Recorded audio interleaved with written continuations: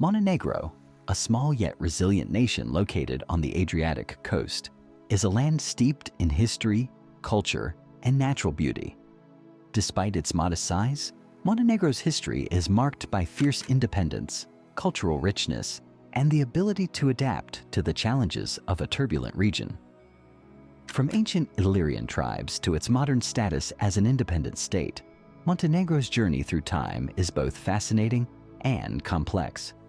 The name Montenegro, Crna Gora in Montenegrin, translates to Black Mountain, a fitting description of the rugged mountainous terrain that has both defined and protected its people for centuries. To understand Montenegro today, we must first delve deep into its past, beginning with its earliest inhabitants.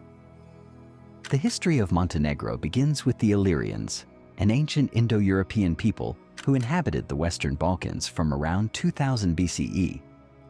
The Illyrians were organized into tribes, each with its own territories and customs. The region that is now Montenegro was home to several prominent Illyrian tribes, including the Dokliatai and the Labatai. These tribes were known for their warrior culture, their skills in metalwork, and their trade networks, which connected them to neighboring civilizations such as the Greeks and Etruscans. By the 4th century BCE, the Illyrians came into contact with the Greeks, who established colonies along the Adriatic coast.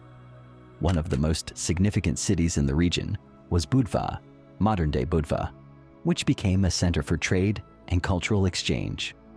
The Illyrians adopted elements of Greek culture, including their art, religion, and political organization. In the 2nd century BCE, the Roman Republic began its conquest of the Western Balkans. The Illyrians resisted fiercely, with Queen Tuta leading a notable naval campaign against Rome. However, by 168 BCE, the Romans had subdued the Illyrians, incorporating their lands into the Roman Empire. The region of Montenegro became part of the Roman province of Dalmatia, and later Prevalatana. Under Roman rule, the area flourished. Towns such as Doclea, near modern-day Podgorica, became important urban centers, featuring advanced infrastructure, including roads, aqueducts, and amphitheaters. The spread of Roman culture and governance transformed the region, but the local Illyrian identity persisted. Christianity began to take root in the 4th century CE, laying the foundation for the region's future religious and cultural development. With the fall of the Western Roman Empire in 476 CE, the region of Montenegro came under the control of the Byzantine Empire. The Byzantines maintained their influence over the coastal cities and strategic mountain passes, but the interior remained difficult to govern. In the 6th and 7th centuries, Slavic tribes migrated into the Balkans, settling in the lands of present-day Montenegro. The Slavs brought their language, customs, and pagan beliefs, which gradually blended with the existing Illyro-Roman population. Over time, the region became predominantly Slavic, marking a significant cultural shift. During this period, the Byzantine Empire faced constant challenges from external threats, including the Avars, Bulgars, and later the emerging Serbian states. By the 9th century, the region of Montenegro had become part of the Serbian Principality, which was under Byzantine suzerainty. Christianity continued to spread during the Byzantine period, with the establishment of dioceses and the construction of early churches.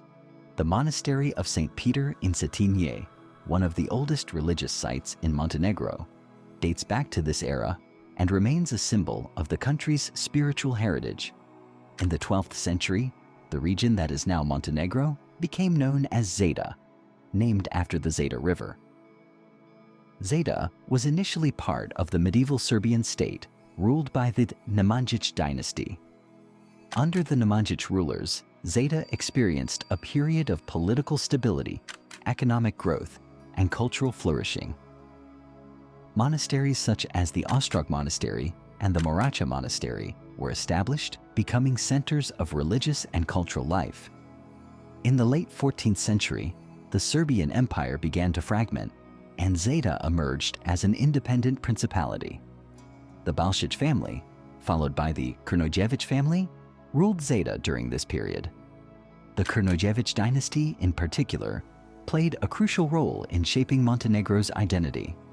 Under their leadership, the capital was moved to Cetinje, where the first Montenegrin printing press was established in 1494. This press produced the first books in the Cyrillic script, contributing to the preservation of Slavic culture and literature. However, Zeta's independence was short-lived. By the late 15th century, the expanding Ottoman Empire posed an existential threat to the Balkans. Zeta, like many other states in the region, was gradually absorbed into the Ottoman realm. Unlike many other regions under Ottoman rule, Montenegro maintained a high degree of autonomy. Its rugged terrain made it difficult for the Ottomans to establish full control, and the Montenegrins became known for their fierce resistance. Clans and tribes, organized into a unique system of governance, played a central role in maintaining Montenegrin independence. The prince-bishops of Cetinje, Vladikas, emerged as both spiritual and political leaders of Montenegro during this time. Figures like Petar IV Petrović Njegoš and Petar II Petrović Njegoš became symbols of Montenegrin nationalism and independence. Petar II, in particular, is remembered not only as a ruler, but also as a poet and philosopher whose works, such as The Mountain Wreath, remain central to Montenegrin literature and identity.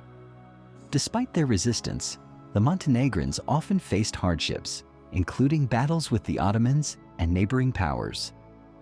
Montenegro's society remained largely rural and clan-based, with a strong emphasis on honor, loyalty, and tradition. In the 19th century, Montenegro gained international recognition as an independent state. The Congress of Berlin in 1878 formally acknowledged Montenegro's independence, marking a major milestone in its history. Under the rule of Prince-turned-King Nikola I, Montenegro began to modernize, building infrastructure, schools, and institutions. However, Montenegro remained a small and vulnerable state, often caught between the interests of larger powers. During World War I, Montenegro sided with the Allies but was occupied by Austro-Hungarian forces. In the aftermath of the war, Montenegro lost its independence, becoming part of the Kingdom of Serbs, Croats, and Slovenes, later Yugoslavia, in 1918.